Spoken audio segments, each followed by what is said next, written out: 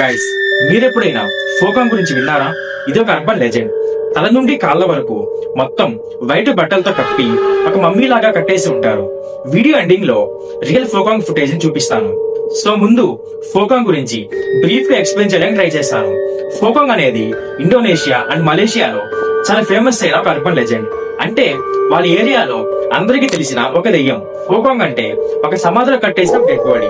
అది అలానే బాడీ కట్టేసినా కూడా లేచి వస్తుంది. ఇంకా స్కేరీ థింగ్ ఏంటి అంటే ఫోకాంగ్ నడవలేదు, జంప్ చేస్తూనే మన పైన అటాక్ చేస్తుంది.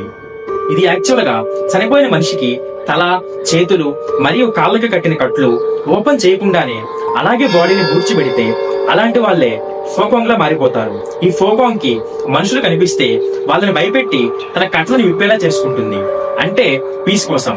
ఆ తర్వాత వాళ్ళని చంపేస్తుంది. ఇది ఫోకాంగ్ గురించి ఒక బ్రీఫ్ ఎక్స్ప్లెనేషన్.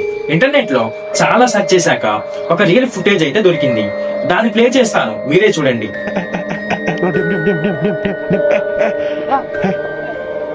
Siapa?